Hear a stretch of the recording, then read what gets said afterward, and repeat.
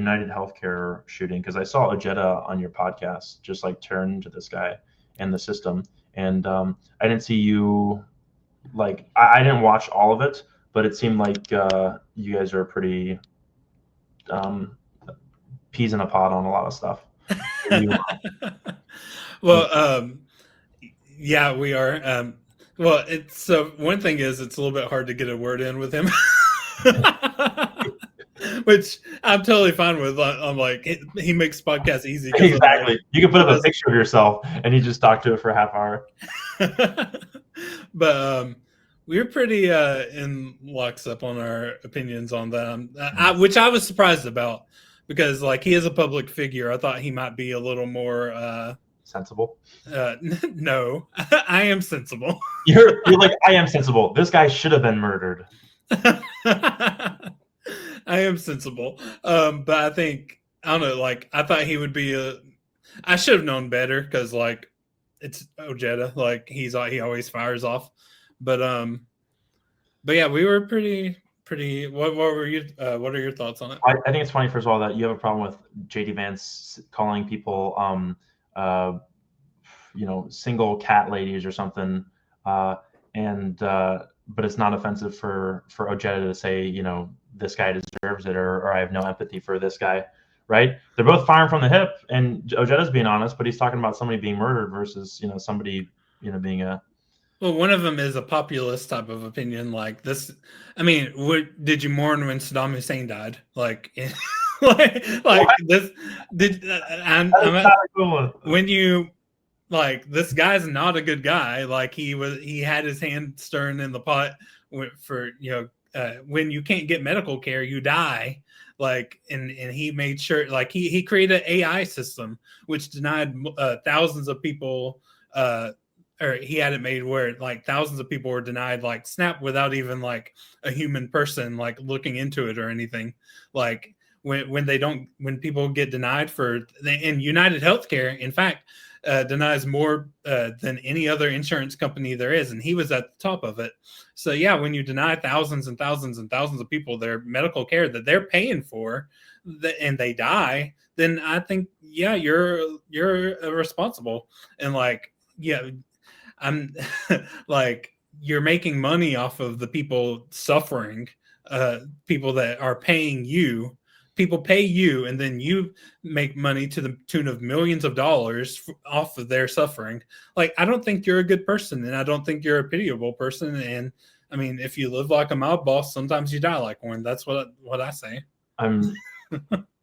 Okay, so a couple things. They don't make money off of people suffering, right? Insurance companies don't. No, you don't get the amount of money that you make isn't. I mean, I guess you could say denying someone's coverage, they're going to make more money because they denied someone's coverage, and they have a fiduciary responsibility to make the most money that they can, and they make the most money off of denying claims, and denying those claims causes great suffering. Do you think that they should not deny no claims? I think they should. I mean, if they're I didn't say they shouldn't ever deny any claims. I'm just asking. But I mean, like, there's people that have cancer that were denied by. There's all kinds of horror stories about they were denied, and then and their family member died or whatever because they were denied. Like, there's all kinds of stories like that. I think that the stories are what I'm talking about. That's a very qualitative. They're very gripping, right? And they certainly paint a picture. But it's a very qualitative argument for why this guy deserves to die, or why at least it's not a bad thing for him to have been killed.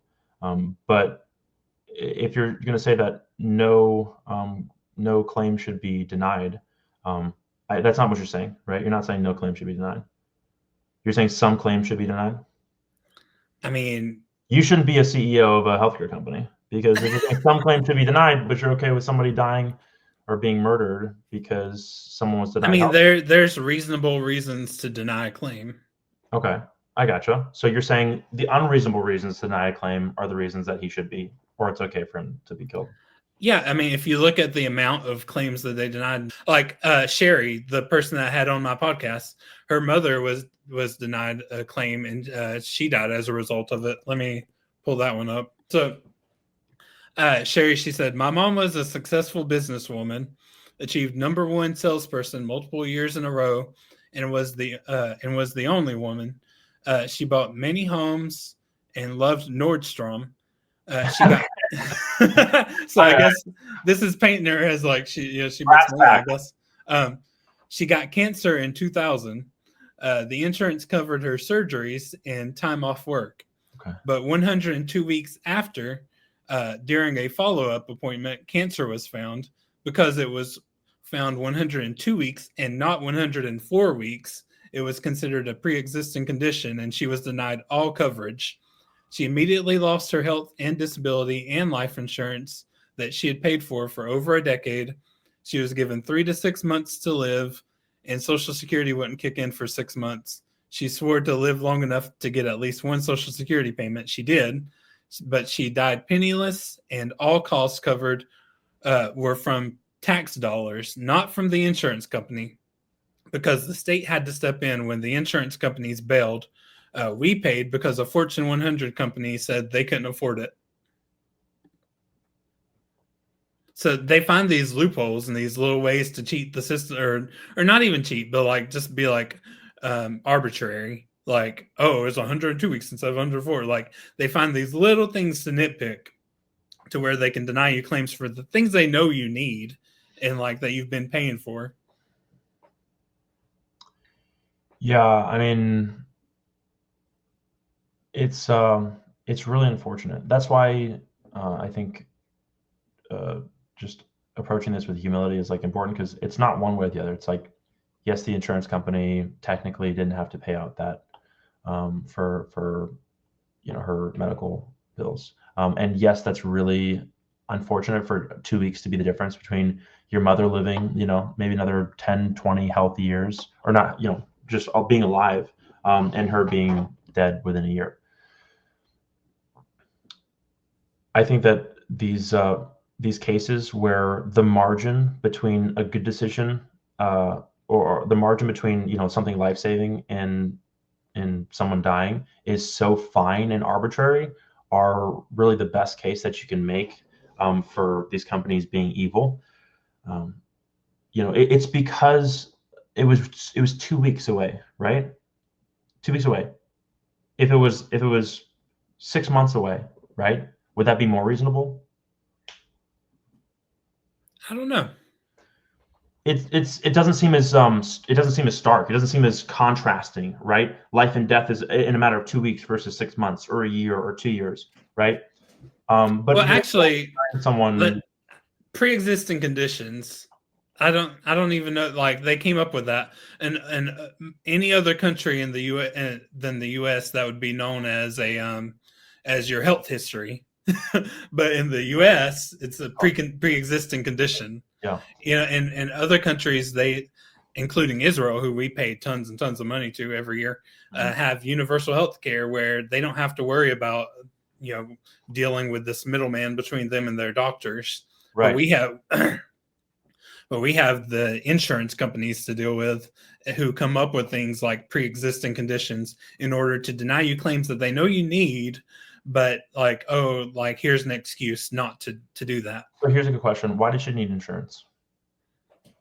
Why does anybody need insurance in case something happens to them? No. They need doctors in case something happens to them. Why does she need insurance? I'm not sure what you're getting at. Insurance doesn't save your life. A medical doctor does, right? So why do people need insurance? We need doctors. Why do we need insurance? Because of the ridiculous fees and stuff. Like I went in for a headache and that was $8,000. Okay. So we need insurance to pay the people who save our lives, right? Or in your case, check out your headache. Sure. Right. Okay. So the reason that she couldn't pay for her treatment is because the treatment cost was too high, right? Sure. Yeah. Okay. Well, it's a sure yeah until you realize the treatment cost is too high. It's $8,000 for a headache, right? Yeah. Should it be $8,000 for a headache? I would think not. The treatment they gave me certainly didn't amount to $8,000. Right. Just get a blowjob for that price and a snack.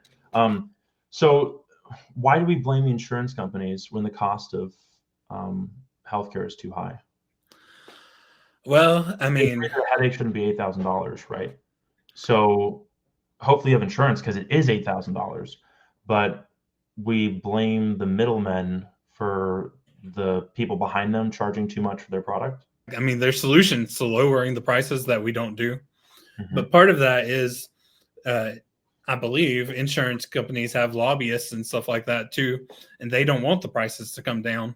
They influence political figures to ensure that those prices don't come down, because if those prices come down, then their profits go down as well. Exactly. So my point is, I think we're misallocating blame. And from reading this article, it kind of goes into depth on who makes money and who's actually charging more over time. It's the people that are providing the medical care, not the insurance companies. But the insurance companies do support it, and they use their power to make sure that those prices don't to come down too, though. My brother took my sister-in-law into the emergency room to get her an ultrasound because she was having stomach pain during her pregnancy. $30,000 for an ultrasound at an emergency clinic. That's ridiculous. Okay. But we don't deal with those people. They're not the point at which we experience the financial pain or the burden. It's the insurance companies.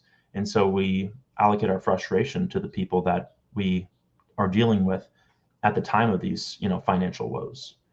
If we got rid of insurance companies and you just paid your provider for the services they were providing, they wouldn't be able to charge $8,000 for a visit to the ER because you couldn't afford $8,000, right? These prices would come into alignment, and it wouldn't be a mystery how much medical expenses are, because you'd be paying it up front. These companies couldn't gouge you on the back end because you're not ultimately hearing what the price is for your care. Yeah, so you have two corrupt systems. like neither one of them's good. And with somebody like that Luigi guy, they're not looking at like, oh, I'm going to examine this entire, is it the medical industry or is it this? They're both bad. Like they're both screwing us over, scamming us. So well, let's make the different, which one's worse? They're both bad. Well, I mean, should the United Healthcare operate as a not-for-profit? Should they not make any money? If they're legitimately going oh, we're struggling so hard as this insurance company, then they should be raising red flags and being and lobbying against the medical industry and you're an active participant in this thing that should not be happening, but oh, you're so innocent.